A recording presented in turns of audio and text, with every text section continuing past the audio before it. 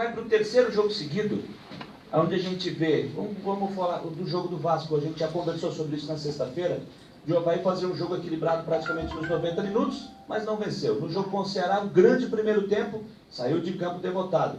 Hoje o primeiro tempo não foi igual ao de segunda-feira, mas foi um bom primeiro tempo. E outra vez no segundo tempo o time acabou caindo um pouquinho e permitiu essa vitória do Internacional. A gente está batendo de novo na mesma tecla. Nós estamos conversando já há algum tempo sobre a mesma coisa. Mas eu concordo com você, eu acho que nós fizemos um bom jogo. Acho que o primeiro tempo nosso foi muito bom. Né? Você não pode esquecer contra quem você jogou. Né? Nós jogamos contra o Internacional, que é uma equipe altamente arrumada, uma equipe que briga por título. Jogando aqui no Beira-Rio, é sempre muito difícil jogar aqui. E nós fizemos um bom jogo. Claro que o Internacional teve, se você for analisar em termos de posse de bola, uma posse de bola maior que a nossa. Mas nós tivemos vários lances que poderiam incomodar o Internacional, até de repente ter feito um gol no primeiro tempo. Tivemos 2 ou 3 contra-ataques muito bons. O Internacional encontrou muita dificuldade de entrar na nossa área, ele estava vivendo só de bola enfiada, só de bola tocada. Acho que realmente foi um bom primeiro tempo. O segundo tempo nós caímos um pouco por alguns motivos. Nós começamos a deixar o volante do Internacional jogar, e aí eu obrigava os meus volantes a vir marcá-lo, e aí sempre sobrava alguém. Mas o jogo ainda continuava, não no mesmo ritmo. Acho que nós tivemos com alguns jogadores uma queda de produção, né? Alguns jogadores que estavam muito bem no primeiro tempo começaram a cair no segundo. O Internacional manteve aquela posse de bola maior que a nossa e começou a achar um pouco mais de espaço. Eu acho que o time realmente quebrou o ritmo quando tomou o gol. Eu acho que, na minha opinião, não que houve falta no Betão, porque me parece que a bola estava parada. Mas se houve um empurrão e joga o meu zagueiro no chão, acho que o juiz teria que ter o bom senso de esperar meu zagueiro levantar para apitar, para bater o escanteio. Quando o juiz bateu, o Betão estava levantando, completamente desequilibrado. Isso facilitou muito o lance do primeiro gol. E sempre tem acontecido, a gente vem jogando bem, vem tentando administrar, e quando toma o gol, realmente o baque é muito grande. Aí o emocional entra em campo e o time já começa a não fazer bem aquilo que vinha fazendo. Apesar que acho que nós tivemos até alguns lances, mais uns 2 ou 3 lances bons. Tivemos um com o Getúlio, que se ele dá o giro e continua, se não cai, ele poderia concluir. Tivemos uma falta na entrada da área, algumas bolas passando ali. Mas o Internacional começou a achar mais espaço, muito mais espaço para jogar. Fez um segundo gol num contra-ataque de escanteio. Né? Faltou alguém matar essa jogada no início. Né? Às vezes o jogador evita tomar um cartão amarelo e, não tomando cartão amarelo, de repente você toma um gol. E aí o jogo ficou ao caráter para o Internacional. Depois dos 2-0, o jogo ficou ao caráter. Você lamenta porque, mais uma vez, você fez um bom jogo, você não fez um mau jogo. Não vou dizer que nós fizemos um jogo que, de repente, pudéssemos sair daqui com a vitória. Mas eu acho que se a gente mantém aquele ritmo que nós tivemos no primeiro tempo, você poderia estar levando pelo menos um ponto daqui. A sua avaliação do primeiro e do segundo tempo, eu queria te perguntar qual foi a sua ideia depois do segundo gol do Internacional, faltando 10 minutos para a partida, fazer a alteração e colocar o Douglas, com essa ideia sobrando pouco tempo para ele mostrar trabalho? Dá um pouco de ritmo ao Douglas. Era muito pouco tempo para que o Douglas, de repente, virasse o jogo. Se você for ver, eu coloquei o Douglas no lugar de um volante, para tentar algumas coisas que, de repente, no futebol acontecem. E com a entrada do Douglas, você vê que nós criamos 2 ou 3 lances bons, que ele tem uma qualidade muito grande, que é servir o companheiro a enfiar a bola. Ele enfiou uma bola dessa, naquela que eu te falei do Getúlio, que ele girou em cima do Cuesta, em vez de ir embora, ele acabou caindo, né? Talvez tentando cavar um pênalti. Se ele vai embora, ele poderia até concluir em gol. E uma outra enfiada, onde nós conseguimos aquela falta na entrada da área. Mas eu tinha consciência de que primeiro ia me expor muito, porque o Douglas ainda não tem condição de colaborar com uma marcação de meio, com uma movimentação de pegada. Eu tirei um volante, eu fiquei bem aberto. Mas eu estava perdendo o jogo já, e perdendo de 2-0. Se eu tenho 1-0, de repente o Douglas não entra. Porque eu poderia colocar um outro jogador numa outra condição para tentar um gol e ajeitar. Com 2-0, faltando muito pouco tempo, era muito difícil que de repente a gente tentasse virar aquele jogo. O Internacional estava mais mais ajeitado. Tá? Mas nós queríamos ver realmente como o Douglas está entrando, né, nos jogos. Mas não que ele tenha entrado com a obrigação de virar o jogo. Geninho, onde passou, na tua opinião, a vitória do Internacional? Eu acho que passou por ter feito o primeiro gol. Eu acho que enquanto o Internacional não tinha achado o gol, apesar dele ter melhorado bem o seu volume de jogo no segundo tempo, e nós temos perdido um pouco daquele afã que nós estávamos tendo, principalmente com bola virada pelos lados, puxando o contra-ataque, jogando nos espaços do Inter, tudo passou pelo gol. Passou pelo gol, eu acho que um gol, na minha opinião, teve um lance irregular. O juiz tinha que ter o bom senso de parar a bola quando houve empurrão, foi nítido. Vocês forem ver na imagem, ele é empurrado com as duas mãos. Ele praticamente quase cai. E aí ficou completamente não tinha estabilidade para poder disputar uma bola. O juiz tinha que ter o bom senso de parar, chamar a atenção de quem empurrou ou não empurrou.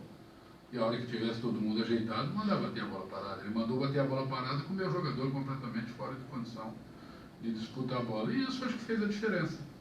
Porque já deu a um time que vinha crescendo no jogo, que estava pressionando mais, jogar na frente, jogando em casa, e obrigou um time que estava se defendendo, porque você não pode dizer que de repente o empate não era um bom resultado aqui. Obrigou esse time a sair aberto para cima. E mesmo assim, acho que o segundo gol acabou sendo num erro de posicionamento, de não termos matado a jogada no meio, porque era um escanteio a nosso favor, e nós tomamos o contra-ataque. Boa noite, Geninho. O Avaí, ele tem 3 pontos de 3 empates, né? Mas ele tem uma constância de jogos bons em campo. Qual a estratégia para ele manter essa continuidade boa em campo, mas fazer gols e conquistar vitórias? Nós estamos tentando tudo, tentando às vezes mudar uma peça aqui, uma peça ali. Não estamos tentando mudar completamente a estrutura do time, porque, como você disse, o time não vem jogando mal. O time vem fazendo boas partidas. Mas nós estamos pecando ali na frente, pecando no setor ofensivo, né? E continuar trabalhando, continuar ajustando as coisas, procurar melhorar esse setor ofensivo para que você transforme esse bom futebol em vitórias. Eu acho que na hora que nós fizermos a primeira vitória, junto com a vitória deve vir um pouco mais de tranquilidade, porque você vai dar um salto dentro da classificação, sair de uma situação que no momento é muito incômoda, e aí eu acho que a equipe vai começar, de repente, a conseguir resultados diferentes. Mas nós temos que buscar essa primeira vitória. E sabemos que não é fácil. Nós temos o próximo jogo São Paulo, que é uma equipe grande, e terminamos antes da parada da Copa com o Palmeiras. Mas nós temos que tentar conseguir uma vitória, se possível, antes dessa paralisação da Copa. Geninho, à medida que o Brenner não pode atuar neste jogo contra o Internacional por pertencer ao clube, se imaginava que o substituto natural da posição seria o Daniel Amorim. Assim como foi na última rodada contra o Ceará, o Daniel Amorim entra na vaga do Brenner, e hoje você escolhe para começar o jogo o Matheus Matias. Por que a escolha do Matheus Matias e não do Daniel Amorim? Por 2 motivos. Primeiro, que o Matias também veio contratado antes do Brenner como um jogador que poderia nos ajudar a solucionar a falta de gols, porque o Matias é um jogador, um grande definidor, e fez gols, muito gols no ABC, mesmo num curto período no Corinthians ou no Ceará fez gols. A segunda opção é que o Matias tenha a qualidade de segurar a bola na frente maior do que a do Daniel. Tanto que vocês viram que com a entrada do Daniel, o Internacional passou a ter mais posse de bola. A bola parou de ficar na frente. O Matias ajudava mais na marcação do volante, o Daniel não fez isso. Então, a escolha do Matias é pela característica que ele tinha, não só de segurar a bola, de vir compor melhor o meio, nos ajudar na marcação da saída de bola do volante, e também tem uma boa qualidade de fazer gols. O Matias vinha num ritmo há muito tempo sem jogar, muito tempo, ainda ele está muito fora do seu ritmo normal. Já estava um pouco desgastado, então optamos pelo Daniel, na esperança que o Daniel, numa bola aérea, que é a sua melhor característica de dentro da área, pudesse nos ajudar. Infelizmente as coisas não funcionaram assim.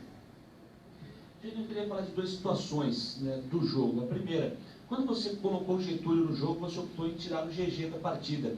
Naquele momento você não pensou em colocar o próprio Getúlio, mas deixar o GG e tirar o Matheus Barbosa, já que o Avaí precisava do resultado. E a outra questão é sobre o Caio Paulista. Me deu a impressão que ele já terminou o primeiro tempo um pouco estafado, e aí parece que o pessoal falta perna para ele. Bom, primeiro eu não tirei ele naquela situação, porque eu já falei na própria entrevista aqui, a partir do momento que eu mexi tirando um volante, eu fiquei altamente aberto. Eu corria risco de tomar, como eu tomei 2, eu corria risco de tomar 3 ou 4. Porque se eu já estou com 2 volantes marcando, estou sofrendo pressão, estou tendo dificuldade, a ideia não era tirar um volante. Ali eu optei pelo GG e não pelo João Paulo, podia sair um dos dois, porque o João Paulo tem uma característica mais ofensiva que o GG, marca menos, decompõe menos, mas tem uma característica mais ofensiva, procura mais o gol, e joga mais diretamente em direção ao gol. Eu optei por abrir 2, né, o Getúlio de um lado, o Caio do outro, com o centroavante dentro, e deixar o João encostando na frente, mas continuar com 2 volantes, dando liberdade para o Matheus chegar na frente, segurando um pouco mais o Pedro.